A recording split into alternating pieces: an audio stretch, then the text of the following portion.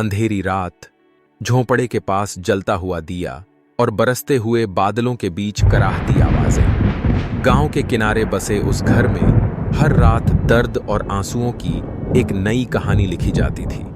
यह कहानी थी एक बाप की जो अपने ही खून से बेगानों की तरह पेश आता था। लोग उसे जालिम बाप के नाम से जानते थे और उसके खौफ से कोई उसके घर के पास भी नहीं फटकता था।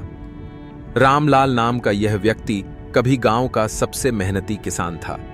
उसकी मेहनत के चर्चे दूर दूर तक थे, लेकिन वक्त के थपेड़ों ने उसकी आत्मा को ऐसा मरोड़ दिया कि वह प्यार और ममता से कोसों दूर हो गया। पत्नी की असमय मृत्यु ने उसे भीतर से तोड़ दिया और उसका दर्द क्रोध में बदल गया। अब उसके 3 बच्चों के लिए वह बाप नहीं बल्कि एक सख्त जेलर था। रामलाल के 3 बच्चे रवि, गुड़िया और छोटू अपने ही घर में कैदियों की तरह जीते थे। रवि सबसे बड़ा था और पिता की मार झेलने की आदत हो चुकी थी। गुड़िया, जो अभी केवल 12 साल की थी, मां की तरह घर संभालती। छोटू तो बस 6 साल का था, लेकिन उसकी आंखों में बचपन का कोई नामो निशान नहीं था। पिता के डर ने उनके सपनों को मार डाला था। गांव वालों ने कई बार बच्चों की चीखें सुनी, पर डर के मारे किसी ने कुछ नहीं कहा।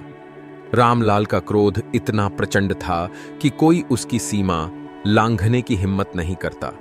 वह खेत में काम करता और घर आकर बच्चों पर कहर बरसाता।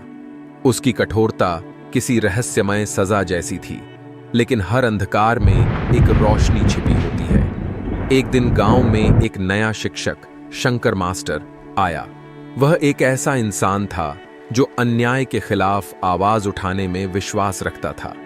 उसने रवि के चेहरे पर घाव देखे और उसके मन में सवाल उठने लगे। उसने बच्चों से बात करने की कोशिश की, पर डर उनके चेहरे पर साफ झलकता था।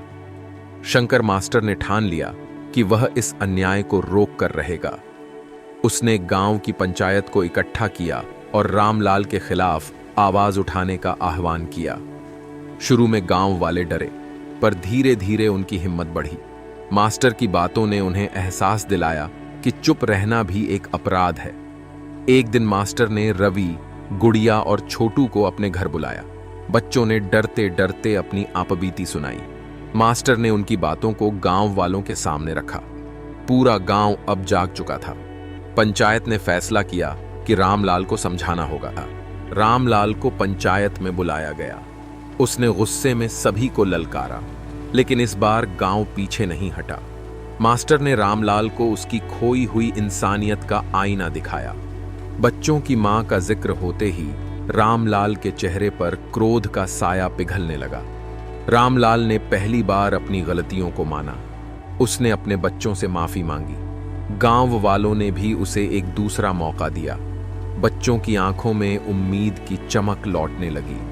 अब वह घर, जहां कभी चीखें गूंजती थीं, हंसी से भर गया। रामलाल ने अपनी जिंदगी को बदलने का वादा किया। वह न सिर्फ अपने बच्चों का बल्कि पूरे गांव का साथी बन गया। जालिम बाप अब एक नई पहचान के साथ अपने बच्चों का सच्चा संरक्षक बन चुका था।